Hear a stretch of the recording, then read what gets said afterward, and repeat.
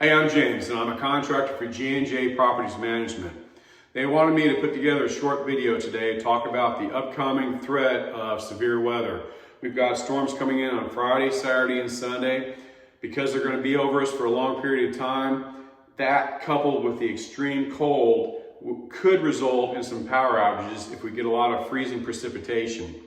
So if we were to lose power, there's some things I wanted to do to keep the owners and investments safe, and more importantly, keep you safe and as comfortable as possible if we were to lose power.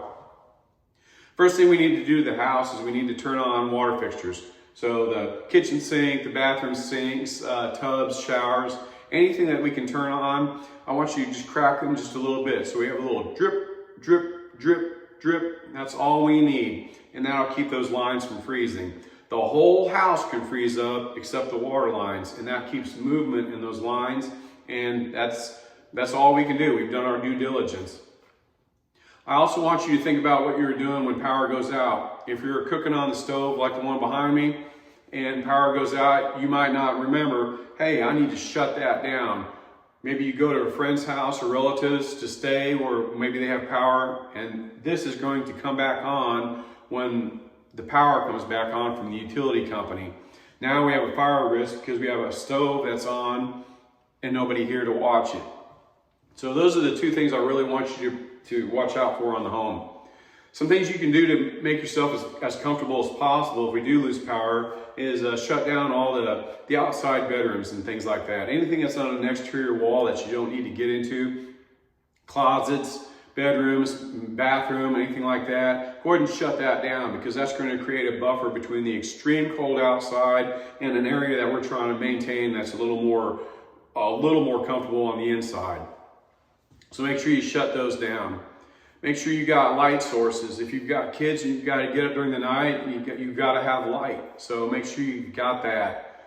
Make sure your phone is charged. I would keep it on the charger as much as you possibly can. Then in the event if we lose power, you know you have a fully charged phone. You've got flashlight on that as well. And more importantly, you've got access to 911, family and friends. So that's the most important thing that you can probably do to protect yourself. Make sure you've got everything you need for kids. Make sure you've got anything for the elderly that might be with you. Medications or anything like that. What else? Try to limit the amount of time that you open the doors in and out of the house. If we have any kind of temporary light source or heat source, make sure you be careful with candles. Watch out for pets or kids. I don't want anybody to get hurt. Any type of propane heater or those little buddy heaters, make sure you're using a ventilated area when you do that. Please be safe. Last thing we want is to have a tenant that gets hurt. I can fix anything in a house, and I can't fix a tenant, so please be safe. And I know that's the number one goal at G&J Properties Management, is to keep their tenants safe. Just try to be safe outside as well. Put some rock salt down.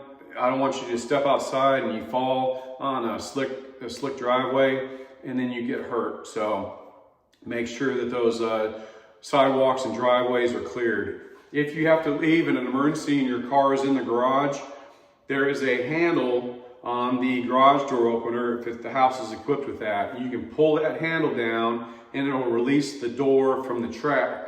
That will allow you to open the door manually and get your car out. You won't be able to lock it, but you can put the door back down, and then at least you know that, at least you know you can get out. That's the whole point, is to be able to get out in an emergency.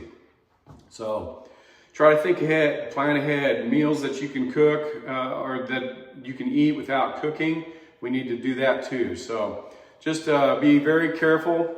Don't want anybody to get hurt if we're to lose power. Just be proactive and think ahead.